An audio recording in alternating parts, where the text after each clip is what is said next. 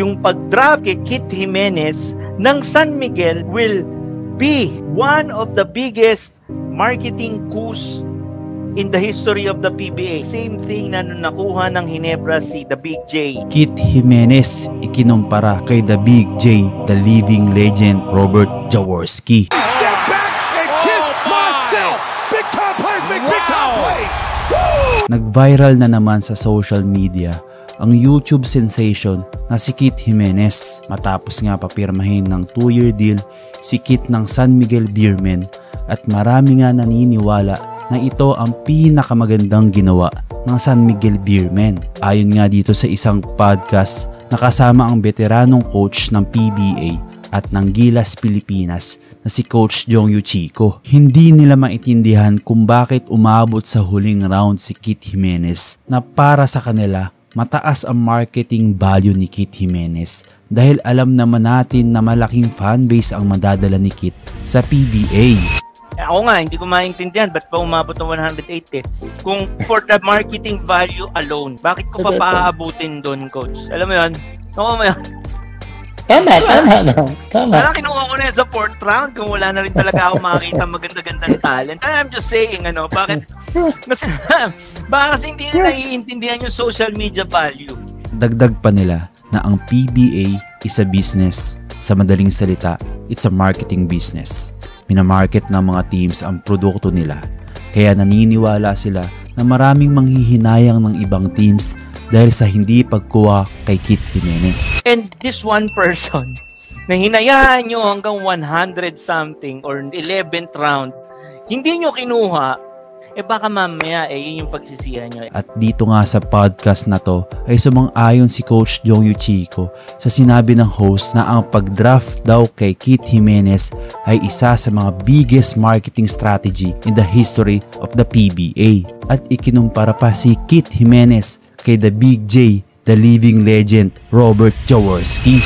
Yung pag-draft kay Kit Jimenez ng San Miguel will be one of the biggest marketing coups in the history of the PBA.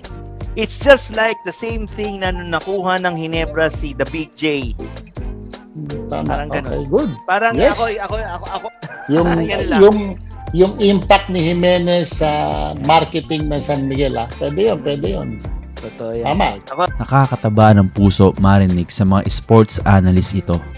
At kung maririnig lang to ni Kit Jimenez ay tsak, mas lalo pa siya gaganahan sa lahat ng bagay.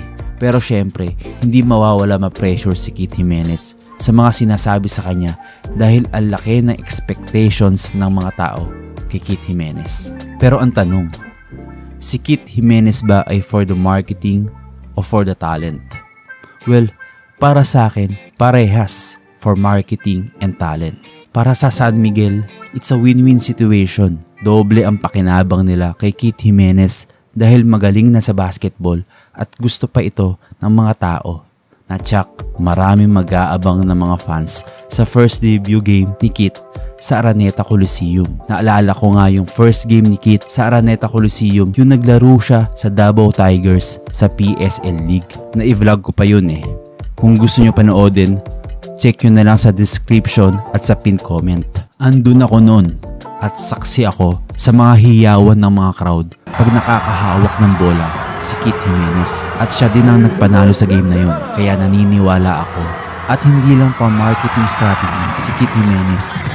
Mahusay yung bata, may galaw, shooter, at may mapapatunayan sa liga. Sabay mo na din ang lakas pa makahatak sa marketing, kaya palong-palo talaga ng San Miguel kay Kit Jimenez. Well, kayo mga ka-big time, ano ang opinion nyo dito? For marketing lang ba si Kit or for the talent din? Comment down below. Actually, Coach, yung Big Time Plays, inano ko nag-comment ako din sa kanya. Big Time Plays, shoutout pala sa YouTube channel ng Big Time Plays. Thank you so much. Sa mga eksena. Pogi si subscribe nyo sa Big Time Plays, di ba? Pang Mr. Pogi yan dati yan. Bro, talagang napakataas ng mga views na ngayon ni Big Time Plays. Kaya congratulations sa'yo, bro.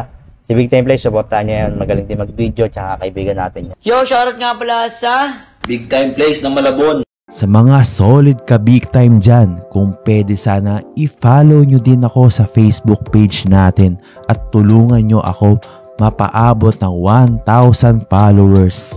Pagka naman. Maraming salamat po. For more basketball news and updates, just click the notification bell. At kung bago ka pa lamang sa channel na to, please subscribe and support my channel guys. See you on the next video. Let's go! You don't like NBA basketball!